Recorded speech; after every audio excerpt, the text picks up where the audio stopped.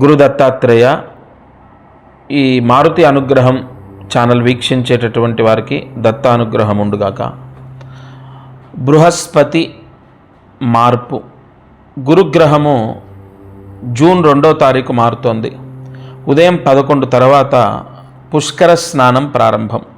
యమునా నది పుష్కరాలు. అయితే సరే, ఇవన్నీ ప్రచారంలో ఉన్నాయి, ప్రసార మాధ్యమాల్లో అందరూ చెప్తూ ఉంటారు, వారికి ఉన్న పరిజ్ఞానం, గురువుల యొక్క ఆశీర్వచనం, వాళ్ళ గురువుల యొక్క భిక్ష. అయితే ఇక్కడ గురువు కర్కాటక రాశిలోకి ప్రవేశం జరుగుతుంది. 12 రాశుల్లో చాలా రాశుల వారికి బాగుండబోతోంది. గురువు 12 రాశుల్లో విపరీతంగా ఏ స్థానంలో యోగిస్తాడు అంటే కర్కాటక రాశిలో. ఈ కర్కాటక రాశిలో గురువు రావటం 12 ఏళ్లకు ఒకసారి జరుగుతుంది.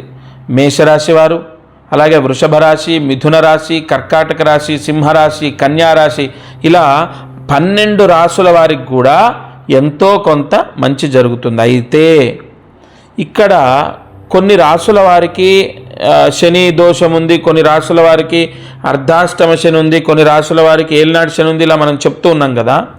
అసలు జూన్ 2వ తారీఖు మీరందరూ కూడా, నేను ఒక చిన్న పరిహారం చెప్తాను, అది చెయ్యండి. మీరు ఏది మనస్సులో సంకల్పం చేసుకుంటారో ఆ సంకల్పం నెరవేరుతుంది. గుకారశ్చాంధకారస్తు రుకారస్తన్నినోదకృతు అంధకార వినాస్తిత్వాత్ గురురిత్య విధీయతే. గురుగ్రహము అంతలా యోగిస్తుంది. ఏ గ్రహము కూడా మళ్ళీ ఇబ్బంది పెట్టే ప్రయత్నం కూడా చేయదు.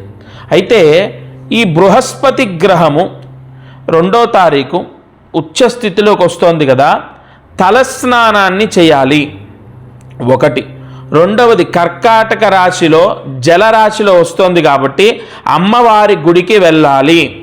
మూడవది, 4 ప్రదక్షిణాలు మొదలుకొని ఓపిక ఉంటే 40 ప్రదక్షిణాలు, 4 ప్రదక్షిణాలు చేయాలి లేదా 40 ప్రదక్షిణాలు చేయాలి.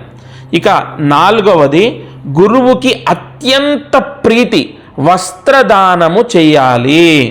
ఈ జూన్ 2వ తారీఖు దగ్గరలో ఉన్న అమ్మవారి గుడిలో అక్కడ అర్చకులు ఎవరైతే ఉంటారో వారికి పసుపు రంగులో ఉన్న వస్త్రము, అది పంచ కానీ ఒక కండువ కానీ వస్త్రము దానం చేయండి.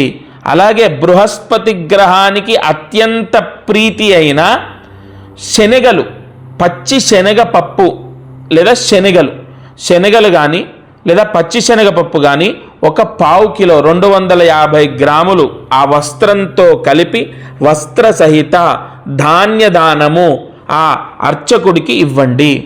ఈ విధంగా ఎవరైతే గురువు మారే సమయంలో అంటే జూన్ 2వ తారీఖు చేస్తారో వారు కన్ఫామ్ 2026లో విశేష ధనయోగాన్ని మాత్రం పొందుతారు. ఎందుకంటే గురువు అత్యంత ధనాన్ని ప్రసాదించే గ్రహం. అలాగే గురువు పిల్లలకు విపరీతమైన విద్యని ప్రసాదింపజేసే గ్రహం. అలాగే గురువు శుభాన్ని, వివాహాన్ని, గృహయోగాన్ని, అత్యంత శుభ ఫలితాలని ప్రసాదింపజేసే గ్రహం. కాబట్టి ఈ జూన్ 2వ తారీఖు మనస్ఫూర్తిగా పరమ భక్తితో అమ్మవారిని దర్శించి ప్రదక్షిణ చేసి తలస్నానం చేసి ఇవన్నీ నేను చెప్పిన ఈ నియమాలు పాటించి మీరు దానం చేయండి. మీకు తప్పకుండా చాలా మంచి జరుగుతుంది 2026లో. దత్తార్పణమస్తు.